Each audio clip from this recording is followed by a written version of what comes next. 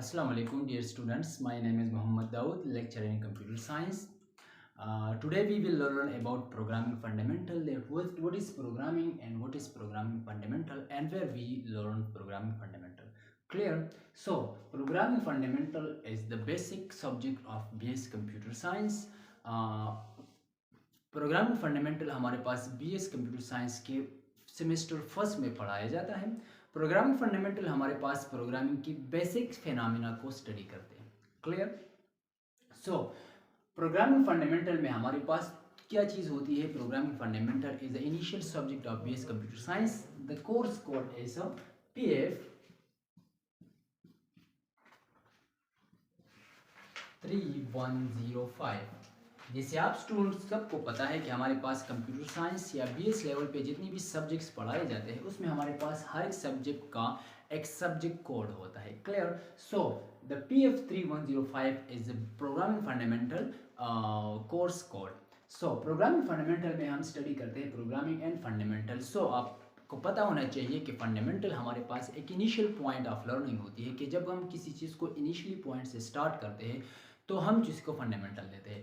Like हम BS computer science में पढ़ाते हैं fundamental of computer science and programming fundamental. So fundamental of computer science में हम पढ़ते हैं कि हमारे पास जो बेसिक ऑपरेशन या बेसिक कंपोनेंट ऑफ कंप्यूटर और बेसिक प्रोग्राम्स ऑफ कंप्यूटर को हम स्टडी करते हैं, और प्रोग्रामिंग फंडामेंटल में हम प्रोग्रामिंग की इनिशियल पॉइंट्स को स्टडी करते हैं। Clear? So next we can teach about programming. Programming क्या चीज़ होती है? तो प्रोग्रामिंग हमारे पास एक सिंपल वे होती है, एक सिंपल पाथ होती है on which we solve a specific problem on computer. Clear? So program is a process of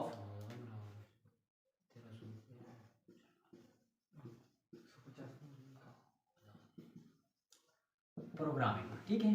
programming क्या चीज़ होती है? Programming is a process of solving different problems. Programming is the path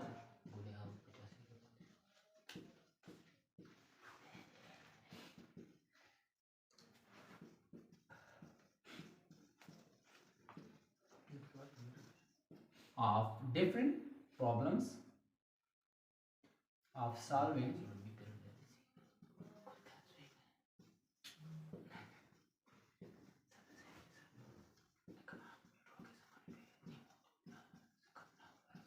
on computer। ठीक है? अब computer में हम किसी प्रॉब्लम को कैसे सॉल्व करते हैं, किस तरह हम चीज़ को इंटरेक्ट करते हैं with computer. So you know the computer language is 0 1। Computer को जब किसी प्रोग्राम को एग्जीक्यूट करते हैं या सॉल्व करते हैं तो वो 0 और 1 में एग्जीक्यूट करते हैं। क्लियर है?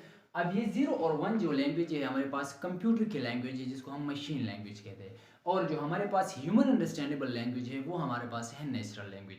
तो अब इस नेचुरल लैंग्वेज को फॉर एग्जांपल हमारे पास A to Z लैंग्वेज है। क्लियर है? अब ये A to Z लैंग्वेज हमारे पास नेचुरल लैंग्वेज है, और ये जो 0 1 लैंग्वेज है हमारे पास है कंप्यूटर साइंस कंप्यूटर की लैंग्वेज जिसको हम मशीन लैंग्वेज भी कहते हैं। तो कंप्यूटर का जो हार्डवेयर है वो इस चीज़ को रीड कर सकता है, not A to Z language और नेचुरल लैंग्वेज।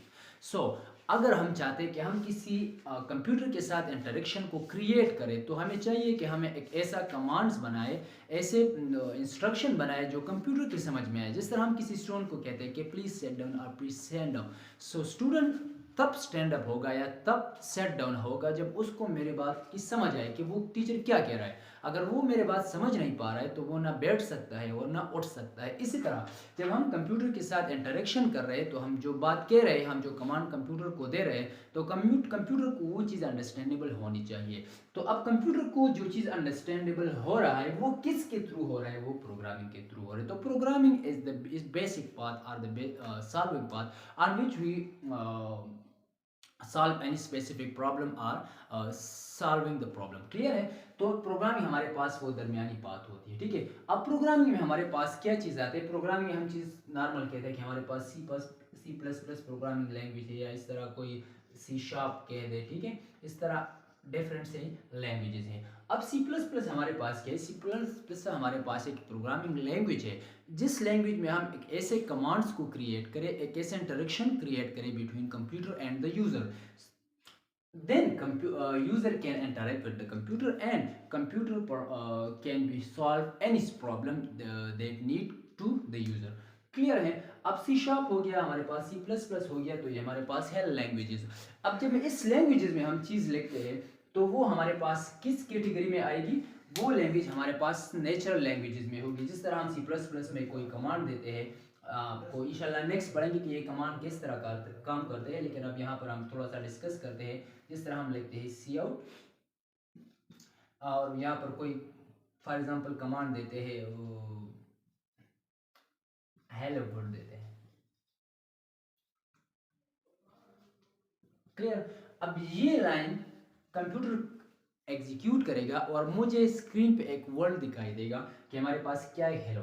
अब ये हेलो मेरे पास क्या है? मेरे पास एक प्रॉब्लम था। वो प्रॉब्लम ये था कि मैं इस हेलो को प्रेजेंट करना चाहता हूँ स्क्रीन पे। अब ये स्क्रीन पे तब आएगा जब मैं कंप्यूटर को कह दूँ हेलो। अब कंप्यूटर हेलो को नहीं समझता है कि हेलो क्या चीज़ है, तो इस हेलो को आउटपुट में लाने के लिए मुझे एक ऐसे कमांड्स चाहिए या एक ऐसे इंस्ट्रक्शन चाहिए जिस इंस्ट्रक्शन में मैं कंप्यूटर को ये इंफॉर्मेशन प्रोवाइड करूँ कि मुझे ये हेलो वर्ड स्क्रीन पर चाहिए। क्लियर?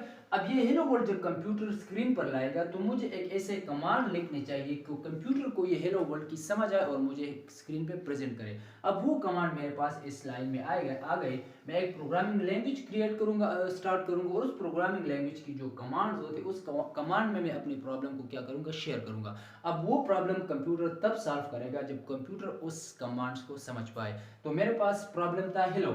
अब हेलो मेरे पास आउटपुट में तब आएगा जब मैं इसको एक प्रोग्रामिंग कमांड में लिख लूँ सी आउट, उसकी कुछ स्पेसिफिक सिंटैक्स होती है, जो भी हो उस सिंटैक्स के अंदर अगर मैं इस प्रॉब्लम को शेयर करूं तब मेरे पास ये चीज़ स्क्रीन पर आएगा। तो ये चीज़ तब पॉसिबल होगा जब मेरे पास प्रोग्रामिंग होगी। तो ये वही बात होगी कि मेरे पास programming is the path of the way on which we solve a specific problem on computer system. So programming fundamental का फर्स्ट बेसिक पॉइंट था हमारे पास प्रोग्रामिंग, कि प्रोग्रामिंग क्या चीज़ है। तो programming is this thing in which we solve any specific problem.